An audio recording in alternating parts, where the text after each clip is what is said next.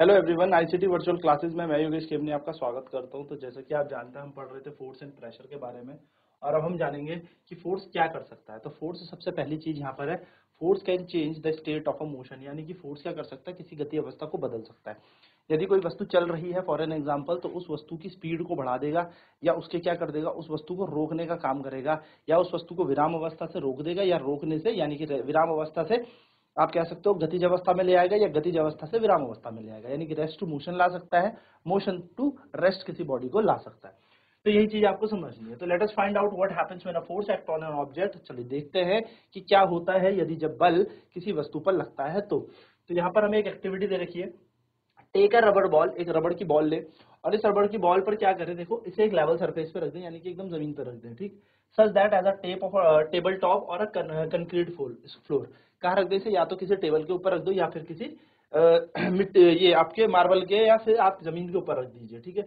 Now gently push the ball along the level surface. अब हल्का सा क्या करें, इस पे धक्का मारे, इस बॉल पे। आप देखेंगे कि बॉल चलने लगी। Push the ball again while it is still moving. अब हल्की हल्की बॉल जब चल रही होगी, फिर इसको थोड़ा सा और धक्का मार देना, तो आप देखेंगे क्या हो जाएगा, इसकी स्पीड बढ़ जाएगी, यानी कि अभी और तेज चलने लग जाएगी, है ना।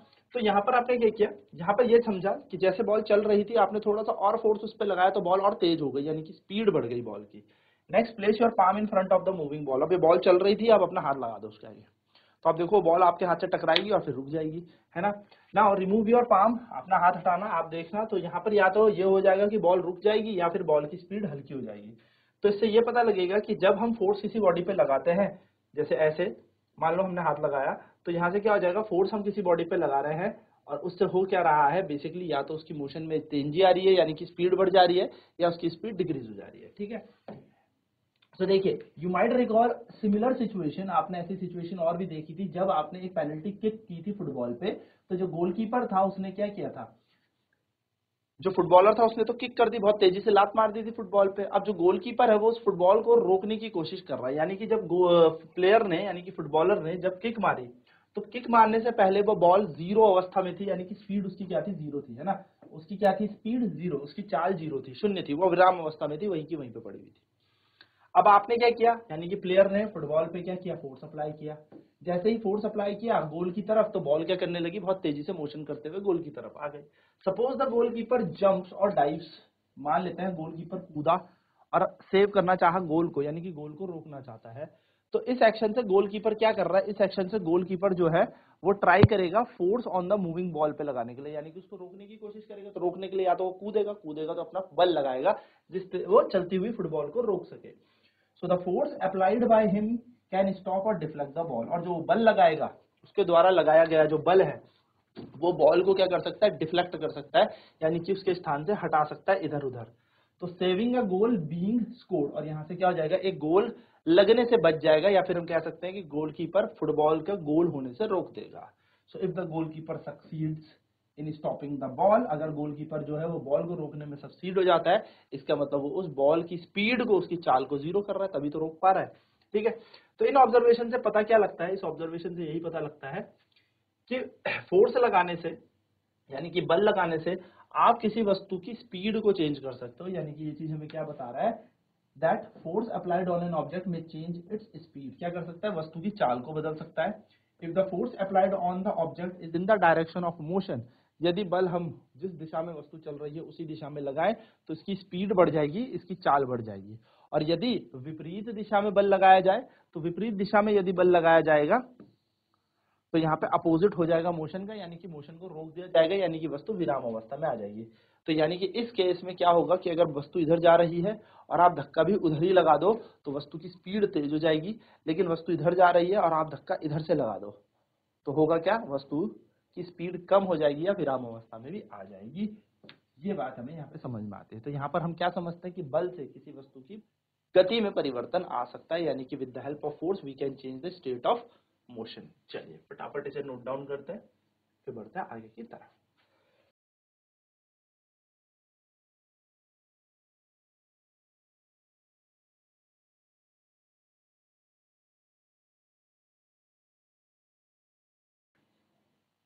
तो जब किसी वस्तु पर आप बल लगाएंगे, तो बल लगाने से क्या होगा, बल लगाने से उस वस्तु की चाल तेज हो जाएगी, यानी कि अगर हल्के चल रही थी तो तेज हो जाएगी, और तेज चल रही थी तो और तेज भी हो जाएगी, अगर उसकी दिशा में लगा रहे हो।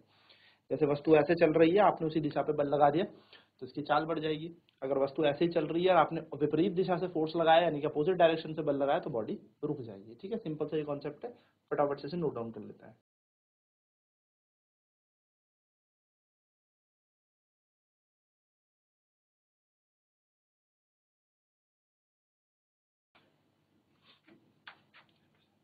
So these observations suggest that force applied on an object may change its speed। तो इन सारी ऑब्जर्वेशन से क्या पता लगता है कि यदि आप किसी वस्तु पर बल लगाते हैं तो उस वस्तु की जो है दिशा आप परिवर्तित कर सकते हैं, बेसिकली स्पीड आप परिवर्तित कर सकते हैं, चाल आप परिवर्तित कर सकते हैं। ठीक, यदि आप उसी दिशा में बल लगाएंगे तो चाल परिवर्तित हो जाएगी, यदि उसके दिशा के विपरीत आप बल लगाएंगे तो आप बेसिकली समझेंगे कि आप उस वस्तु को रोक सकते हैं या उसके विपरीत फोर्स लगा के उसकी स्पीड को डिक्रीज कर सकते हैं।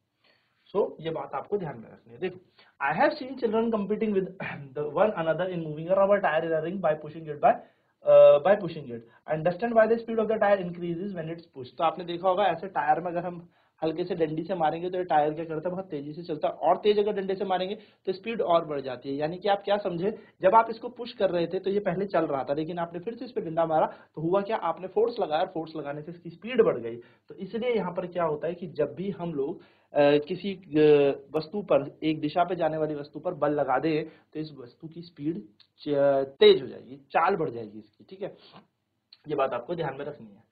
सो to move a tyre faster it has to be pushed repeatedly. आपको अगर ये टायर बहुत तेज भगाना है तो आपको इसको बल बराबर देना पड़ेगा, बार बार देना पड़ेगा। चलिए फटाफट से नोट डाउन करेंगे इस एक्टिविटी को एंड देन फॉलो करता है आगे के पॉइंट्स को, जिसमें कि हम समझेंगे कि होगा क्या, एक एक्टिविटी पर और चर्चा करेंगे।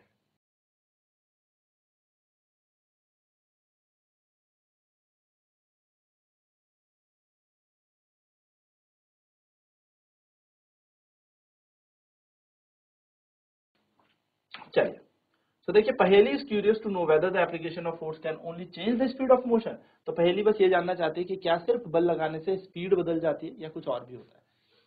सो take a ball and place it on level surface. अब आप क्या करें, एक और बॉल को रखें, फिर से जमीन पे रखें। Make a ball moving by giving push, हल्का सा फोर्स लगाएं और इसको मूव कराएं। अब place a ruler in the path. अब इसके रास्ते में क्या कर दें, एक रास्ते में एक रूलर ऐसे लगा दें। तो आप देखेंगे कि बॉल आएगी और टकरा के फिर अपनी डायरेक्शन चेंज कर देगी। यानी कि यहाँ पर आप क्या समझे कि जब आप किसी वस्तु पर बल लगाएंगे तो बल की दिशा भी परिवर्तित होती है। यानी कि हमारी एक्टिविटी क्या कह रही है, देखो एक और एग्जांपल यहाँ पे लेते हैं। जैसे आपने वॉलीबॉल का गेम देखा होगा, वॉलीबॉल के गेम में क्या होता है, एक प्लेयर जो है वो पुश करता है बॉल को और दूसरी टीम की तरफ उसको क्या करता है, मूव कराता है। यानी कि यहाँ से मैंने वॉलीबॉल को हिट किया तो दूसरी तरफ से वहां से प्लेयर भी क्या करेगा, हिट करेगा। तो होता क्या है, कभी कभी रिटर्न में क्या होता है, कोई जो दूसरा पर्सन होता है वो भी वहां पर स्मैश मारता है और वो बॉल हमारी तरफ फेंक देता है। जैसे क्रिकेट में भी आपने देखा होगा कि क्रिकेट में एक बैट्समैन क्या करता है, बैटिंग करता है, और जैसे ही वो शॉट मारता है तो बॉल क्या करता है, बॉल जब बैट से लगती है सो वो बैट में लगने के बाद इधर उधर कहीं भी जा सकती है बॉल। अब कहने का मतलब क्या है, इसका मतलब जब बॉल आई तो उस बॉल की बैट में लगने के बाद दिशा इधर उधर कहीं भी परिवर्तित हो सकती है या चेंज हो सकती है। तो is there any change in the direction of motion of the ball in these cases. क्या इन सभी केस में आपने देखा कि डायरेक्शन ऑफ बॉल चेंज हो रही है? तो बिल्कुल आपने देखा कि जैसे ही बॉल बैट में लग रही है कहीं पर भी जा सकती है, किसी भी दिशा में जा सकती है। बॉलर ने तो बॉल फेंकी, बैट्समैन ने बैट से मारा, तो हो सकता है वो सीधा जाए, इधर जाए, पीछे जाए, आगे जाए, कहीं भी जा सकती है। जहां पर भी बैट लगेगा या डायरेक्शन ऑफ द फोर्स होगा, जिधर भी बैट से आप दिशा दोगे बॉल को, बॉल उधर जाएगी। तो वॉलीबॉल में भी यही हुआ कि आपने यहाँ से वॉलीबॉल मारी, बॉल उधर गई, उधर से उसने मारी तो उधर चली जाएगी, आपके पास जरूरी नहीं आप पे आए। तो होने का मतलब क्या है, जब आप बल लगाते हो तो बल लगा के जो है दिशा परिवर्तित होती है, बल लगा के दिशा भी परिवर्तित होती है।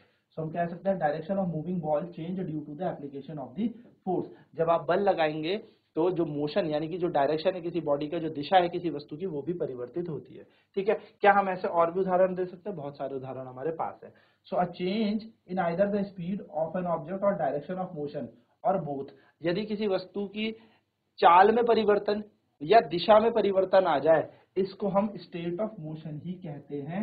यानी कि इसकी गति अवस्था में परिवर्तन ही कहते हैं। याद रखना, चाहे दिशा आए चाहे गति में परिवर्तन आए तो change in state of motion ही कहेंगे। तो हम कह सकते हैं कि फोर्स जब भी लगाया जाएगा तो हमेशा वो क्या करेगा, या तो स्टेट ऑफ मोशन को किसी वस्तु की चेंज कर सकता है। बल लगाने से किसी न किसी वस्तु की स्टेट ऑफ मोशन चेंज हो, मतलब जिस वस्तु पे बल लगेगा उसकी स्टेट ऑफ मोशन चेंज होगी होगी, उसकी गति की अवस्था परिवर्तित होगी ही होगी। ठीक है, चलिए नोट कर लेते हैं फटाफट।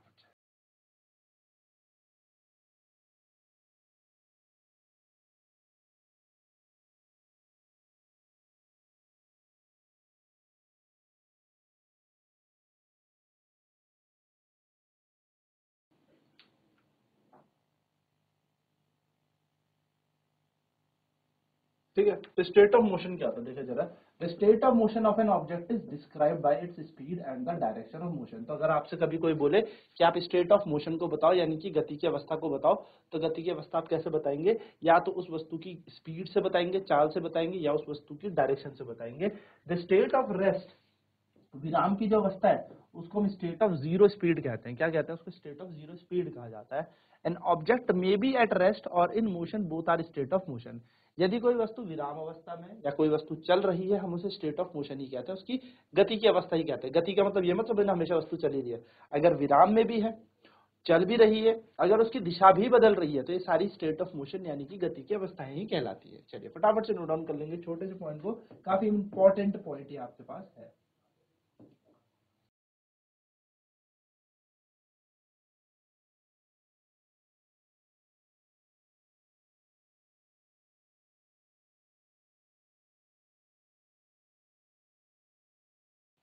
तो यदि कोई वस्तु चल रही होती है, इसका मतलब वो स्टेट ऑफ मोशन में, लेकिन अगर रुकी हुई है तो भी स्टेट ऑफ मोशन ही है, और अगर उसकी डायरेक्शन बदल रही है यानी कि उसकी दिशा बदल रही है तो भी स्टेट ऑफ मोशन है।